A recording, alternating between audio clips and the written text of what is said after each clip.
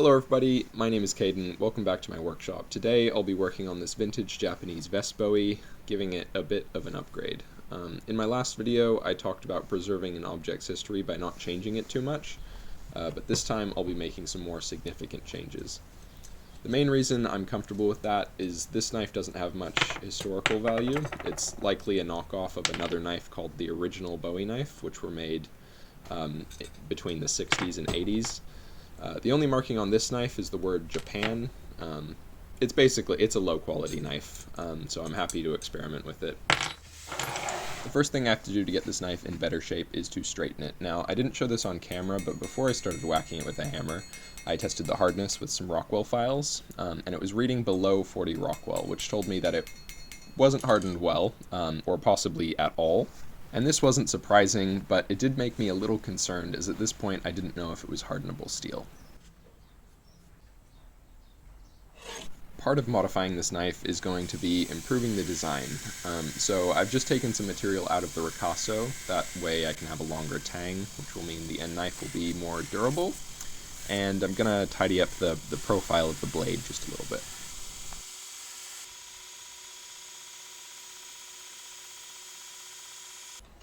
Here I'm cutting off the threaded portion of the tang as it's pretty badly welded on, and it'll make fitting a guard to the tang well impossible. This is because it's actually thicker than the tang by a fair bit.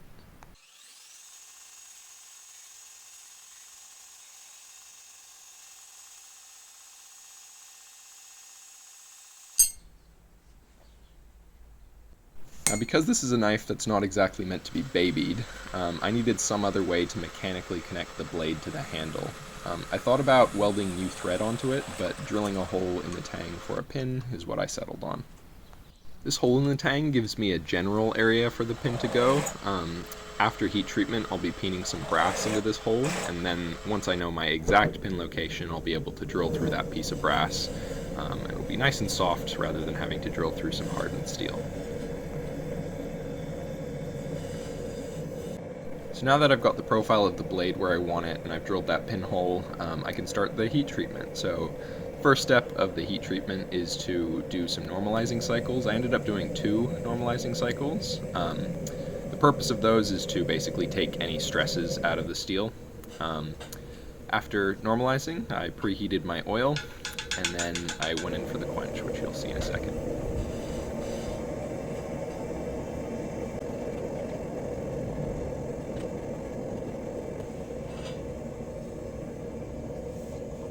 So because I don't know the composition of the blade, I just treated it like a simple carbon steel, and that seemed to work really well. I heated it up to around 820 degrees Celsius and quenched it in preheated G-quench. So this is the point where I find out whether or not I will be continuing with this project. If the blade isn't hard at this point, I know it's likely not hardenable steel and it's not going to make a very good knife once it's done. However, as you can see, the hardness files seem to be skating off very well, so we have a hard blade. Each of these files is a different Rockwell hardness, so I'm starting with the 50 Rockwell and then I go all the way up to 65. For the final blade, I'm aiming for a hardness of around 60 Rockwell, and seeing as the 65 is skating off of the blade, it's time to throw the knife into the kiln for the temper. The tempering cycles basically just take back some of that hardness, and they're trading it for toughness, which is a resistance to snapping.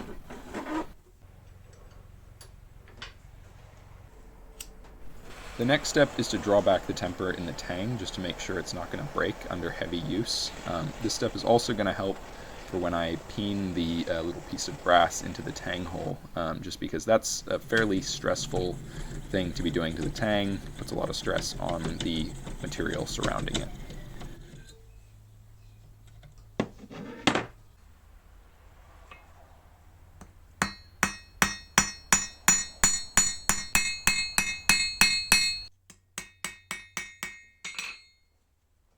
So now that the brass has been peened into the hole I drilled, I've got to grind it flush with the tang, and that way I can fit the guard and handle up to the shoulders without anything getting in the way.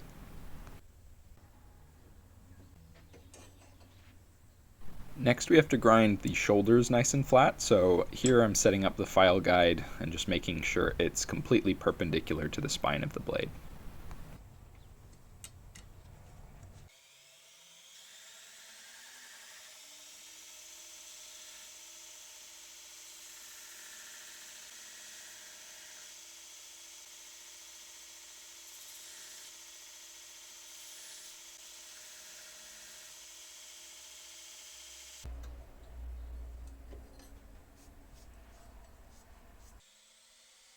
At this point, we've got a nice hard blade that I've done a little reprofiling on, but it's time to address the bevels. When I got the knife, it was recurved and the edge near the plunge lines was much thinner than the edge near the tip. I'm not 100% sure whether it started out that way or if improper sharpening is to blame, but with the reprofiling, I've taken the recurve out. I'm going to be grinding a much wider bevel onto the blade just to give it a thinner and much more even edge, and this will help its cutting performance.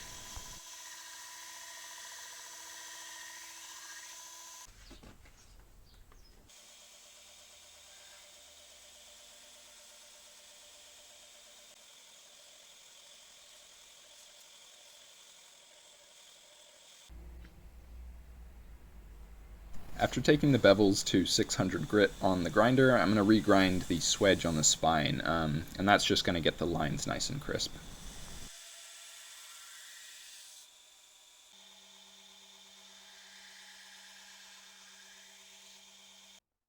The final step in the regrinding of the blade is to cut in the plunge lines, and for this I'm going to be using a waterfall platen.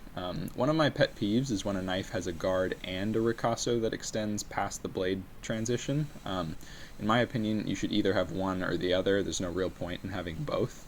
So because of that, I'm moving the plunge lines to where I believe they're supposed to be, which is in line with the blade ricasso transition. Another reason for this is now the blade's able to be sharpened all the way to the bottom. Next we have the hand sanding. I'm going to be taking this blade to 600 grit starting at 240. Luckily the blade is at a 600 grit belt finish, so it's not going to take a huge amount of time. I think in the end it only took around half an hour.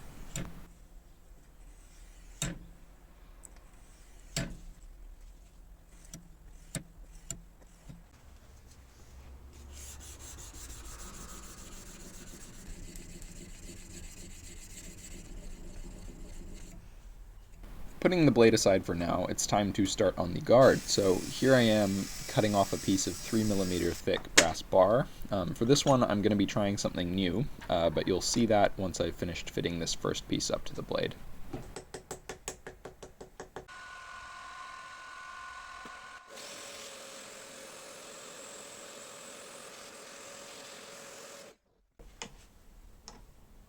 After the first pass on the mill, it doesn't fit very far up the tang, and that's fairly normal. Just going to throw it back in the mill to widen the slot up a touch more before I break out the files. The main benefit to fitting things up as closely as possible on the mill is that everything stays nice and straight without too much thought. I've messed up my fair share of tang slots by not being careful enough with the files.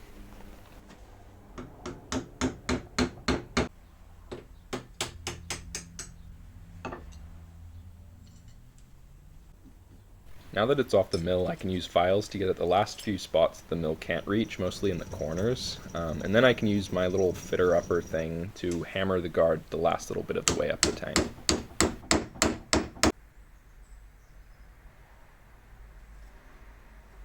Now that the shoulders are fitting pretty flat up against the guard, I'm going to be recessing the ricasso into the guard.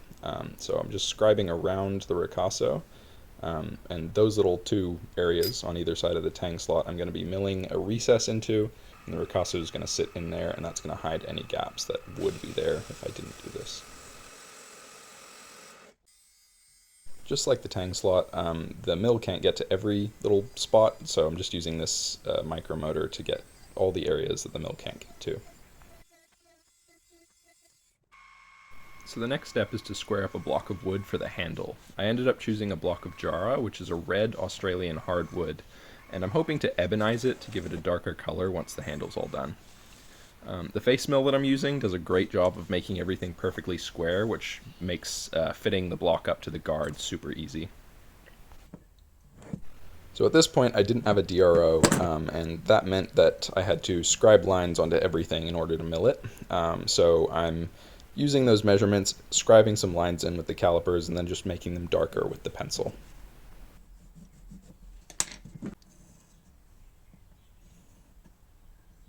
So because everything is nice and square, fitting the block up to the tang is as easy as just kind of plunging down with a slightly oversized end mill and moving it side to side.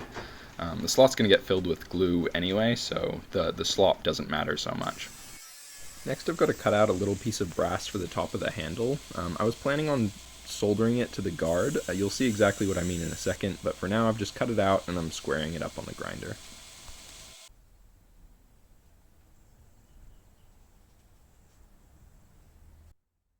Here I've created a little form out of some wood to shape this brass piece around. Kind of hard to see with my fingers in the way, but I'm basically just hammering this brass piece into a little oval shape. This is going to be the very top of the handle, basically, where the guard meets the wood portion of the handle. I'm not very good at soldering, nor do I know much about it, but I do know that you need nice square ends that meet each other nicely, so just filed those ends square, and now we're going to attempt to solder it together.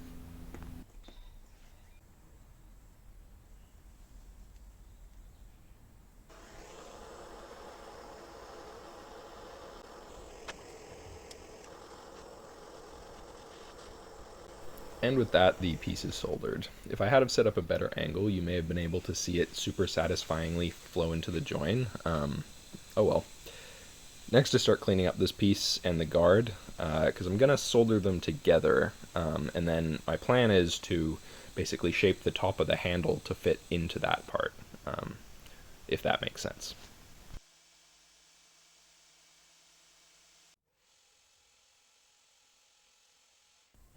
Now that I've cleaned up the guard and the little top piece on the grinder, I'm just going to scribe some marks to make sure I can line them up as well as I can.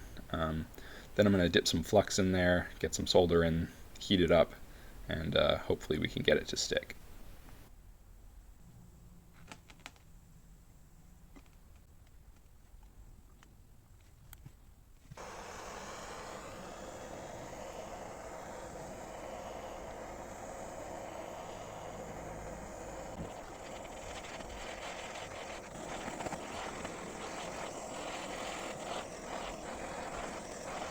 Soldering is something I definitely need to practice more of. I still feel like it's 80% luck whenever it works, but for now the pieces seem to be stuck together.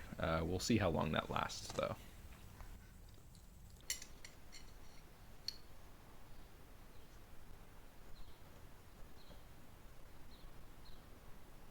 So the next step is going to be shaping the top of the piece of wood to fit inside the guard piece that I just finished.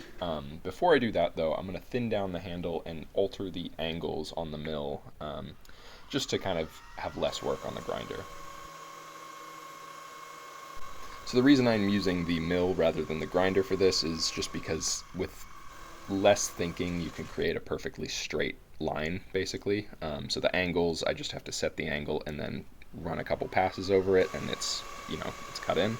It also creates less dust because I use the vacuum to kind of collect all the really fine stuff that comes off of it, so I don't have to put a respirator on. It's just kind of nicer to do it in the mill.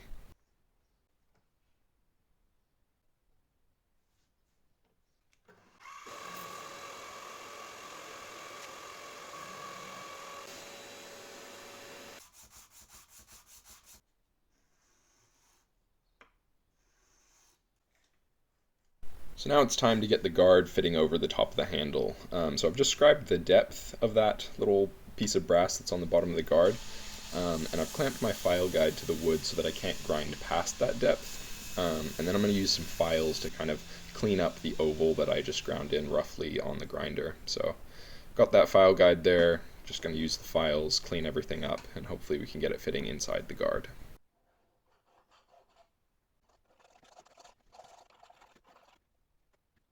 So normally I don't like using files on a file guide, but because this is wood, I'm not pushing as hard as I normally would if it was like steel or something. So I'm not at as much of a risk of blunting the files with that super hard carbide on there. And as you can see, I've got the top fitting over well, kind of a press fit on there.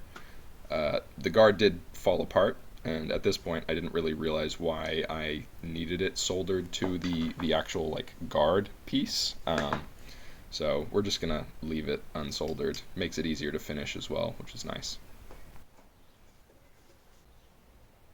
So next we're gonna do something called bedding the tang. This is explained in a lot of knife makers videos, but basically we're just filling the tang slot with epoxy, and coating the tang in wax so that it doesn't actually bond, the epoxy doesn't bond to the tang. And this will basically make a tang slot that's exactly the shape of the tang, meaning that the wood will slide onto the tang every single time in the same position. That will help later when I'm drilling a pinhole through and shaping the handle, because I don't want it to be shaped and then I glue it and it's off center. So now just gonna drill a hole for a pin, and this hole has to pass through that piece of brass that I peened into the tang. I sort of know where it is, but every time I do this, I'm sort of crossing my fingers that I am drilling in the right place. Luckily, no issues this time. Went straight through that little brass plug, so all happy. Now we're on to handle shaping. So I'm just cutting some excess length off the handle, then I'm going to shape the end of it slightly rounded, and then we'll start cutting in the sort of facets, because I'm going for an octagonal sort of handle. Yeah, we're approaching the final stages. So I got everything pretty close off the mill when I cut in those angles before. But now that the tang's bedded, I know it's going to line up the same way every single time, so it's time to kind of get everything to the final dimension. Here I'm just drawing some reference lines to cut in some facets, because I want this handle to be octagonal. Once I get this done, I'm going to run it through a couple fine belts, and then we can start shaping the guard.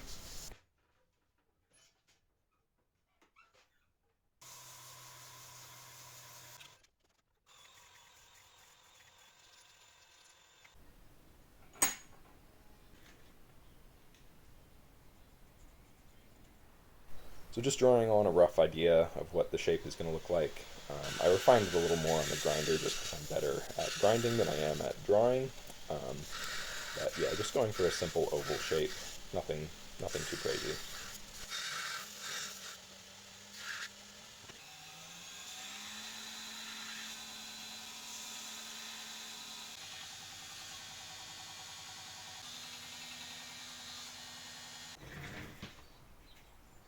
And now it's time to get everything finished by hand. So I'm going to take both the brass bits to 1000 grit. Actually, the handle's going to 1000 grit as well. And then I'm going to do some ebonizing on the handle, which is where you take vinegar and steel wool and you put it in a jar and you wait for a bit. And then you rub it on the wood and it darkens the wood, which makes it look way cooler than sort of just a red. I don't know. I'm not a fan of colors, so I much prefer monochrome kind of vibe.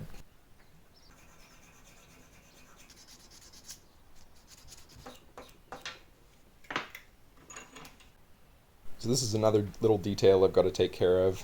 The tops of those facets are a little bit sharp in the transition between the round part and the faceted part, so I'm just going to angle them slightly, which will soften them. It makes them feel much better in the hand.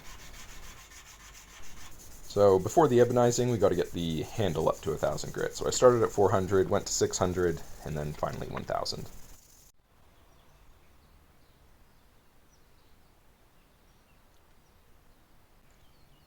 So here is my glorious jar of ebonizing stuff. Like I said before, it's just vinegar and steel wool, which is why it's real rusty and disgusting. But it darkens it up real nice, as you can see.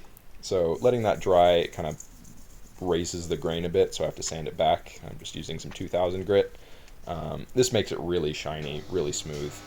And finish it all off, just giving it a buff with some wax. No buffing compound, just a little bit of wax on there. Makes it look real nice.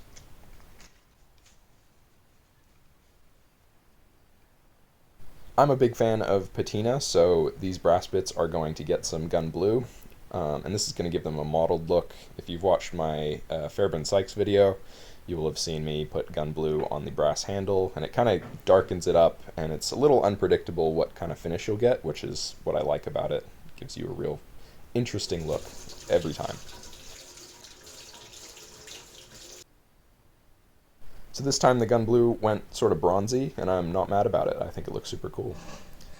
So the next step is cutting the pin material, and I want this pin to be domed. And there are two ways of doing this. So the first way is to sort of just leave it proud, glue it into the handle, grind it down a little bit, and then dome it with a hammer. So you're kind of peening it over the surface of the wood.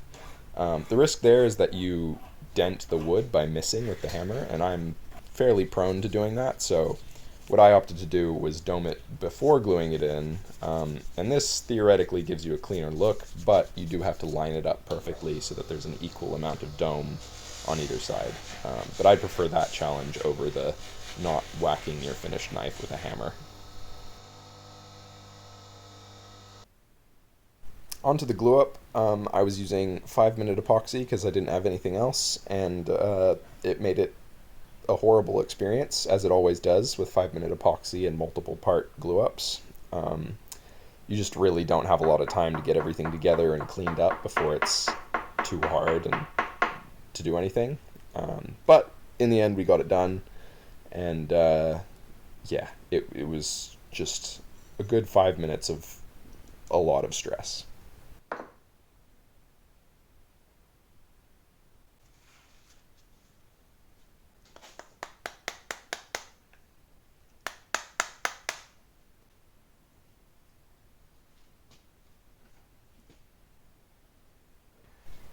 So the sharpening is the last step for the knife. Putting some tape on the blade sort of provides a little barrier between this and the belt, just because I'm doing it on the grinder rather than on the stones. I find sharpening on the grinder for this kind of knife is perfectly fine. Just running at a low speed with a super worn out belt, and then afterwards using a cork belt with some buffing compound in it. Gives me a nice, very polished edge that's razor sharp. So yeah, this one turned out pretty good.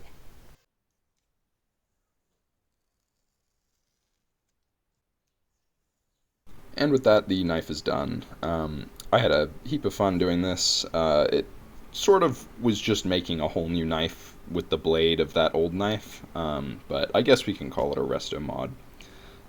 As you can see, it's pretty sharp, cuts paper, so it certainly does its job. Let me know how you think I did, and yeah, I will see you in the next one. Bye.